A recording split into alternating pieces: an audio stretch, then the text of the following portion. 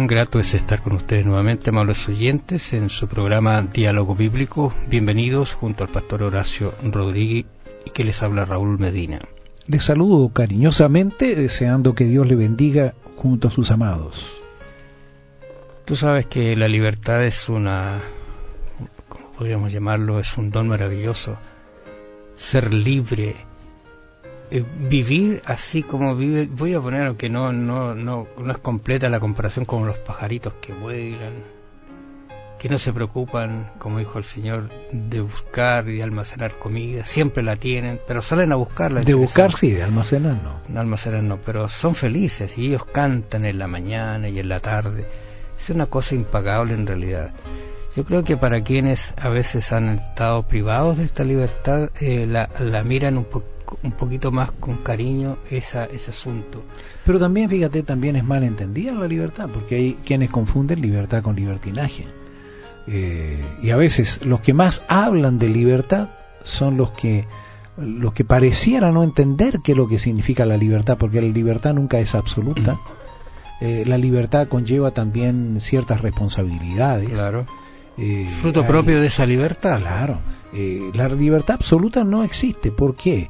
Porque mi libertad termina donde comienza la tuya. Entonces claro, yo no puedo traspasar.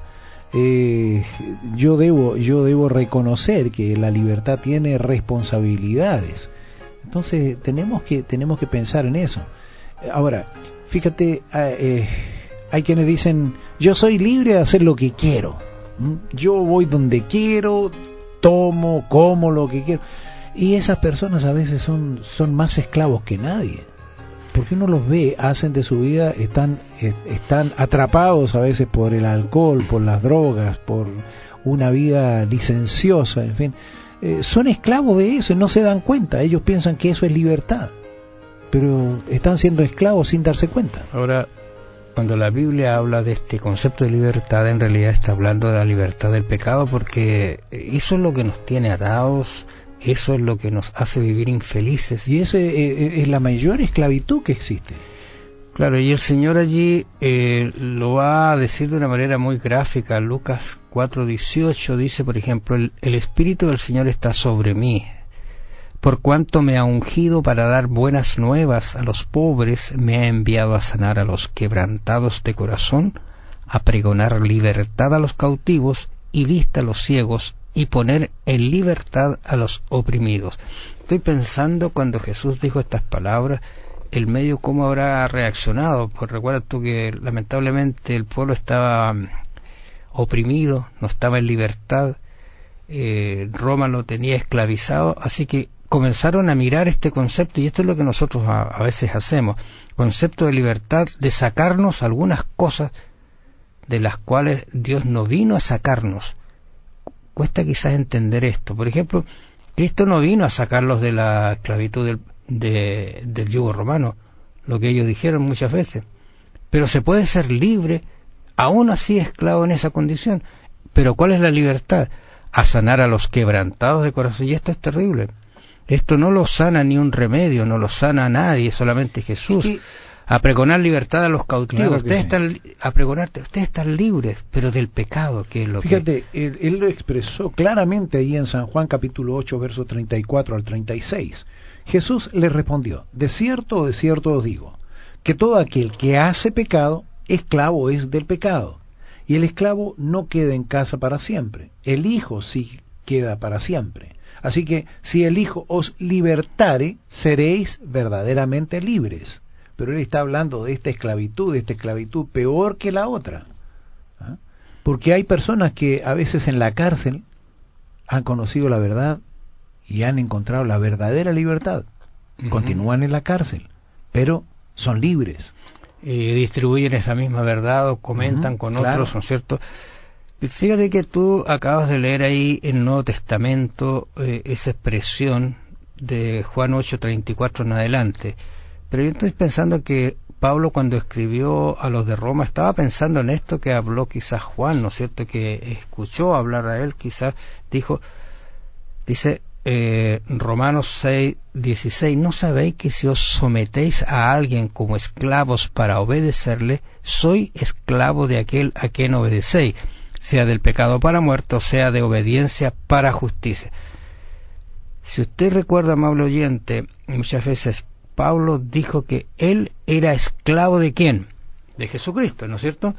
¿Por qué? Porque esa esclavitud realmente da libertad. Pero gracias a Dios él continúa diciendo que aunque erais esclavo del pecado, habéis obedecido de corazón a aquella forma de doctrina a la cual fuisteis entregados, y libertados del pecado, vinisteis a ser siervos de la justicia. Como que parece una contradicción. Esclavo, parece. Siervo, ¿cómo? Claro que sí. Pero resulta que ser siervo de la justicia es una cosa maravillosa, porque trae tranquilidad, trae sosiego, trae armonía, trae amor entre nosotros, entre los pares y también, lógicamente, entre Dios, que es el que quiere reconciliarnos, como dijo Pablo en su carta a los romanos al comienzo. Fíjate, yo veo lo que Pablo dice, porque Pablo en sus cartas generalmente se presenta Pablo siervo de Jesucristo. Ajá. Pablo esclavo de Jesucristo. Entonces, nosotros tenemos la posibilidad de elegir entre dos esclavitudes. Entre ser esclavo de Satanás, que ahí la esclavitud sí que es pesada, o ser esclavo de Jesucristo. Ahora, al ser esclavo de Jesucristo, ¿qué significa esto?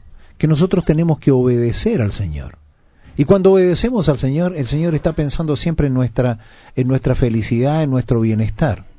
Es como decir, por varios años tus hijos fueron esclavos tuyos. Claro, esclavos porque tenían que obedecer.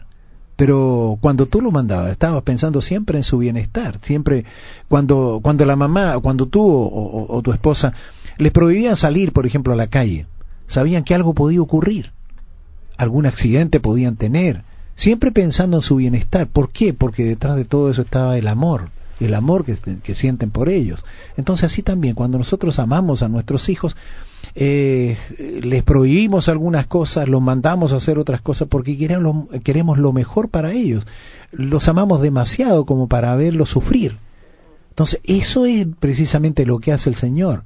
Entonces cuando somos esclavos de Cristo, la verdad es que no lo estamos favoreciendo a Él. En el tiempo de la esclavitud, quien tenía esclavos se servía de los esclavos. Pero fíjate, el Señor mismo dice que Él no ha venido a ser servido, sino a servir. Entonces, ¿cómo entendemos eso? Precisamente porque como el Señor nos ama, Él desea siempre lo mejor para nosotros, Él siempre está pensando en nuestro bienestar. Para Él yo veo que el centro somos nosotros. Nosotros deberíamos tener como centro también a nuestro Dios. Qué distinta sería la humanidad así. Hace unos meses atrás, tú recuerdas, se celebraba el Día de la Madre, y yo encontré una especie de poema en que hablaba un joven acerca de la peor madre del mundo. Ah, claro.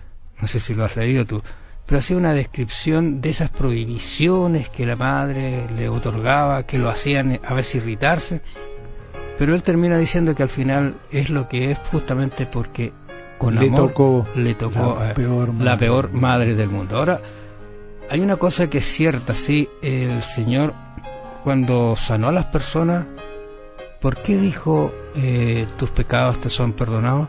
Interesante pensar en eso quizás, porque si la parte física anda bien, pero nuestra vida espiritual no anda bien, entonces el hombre no es completo. Amables oyentes, gracias por su atención, los esperamos mañana en una nueva edición de su programa Diálogo Bíblico. Bendiciones. Tus pecados te son perdonados. ¿Por qué estas son las mejores palabras que podríamos escuchar? Piénselo. Que el Señor le bendiga. Será hasta mañana.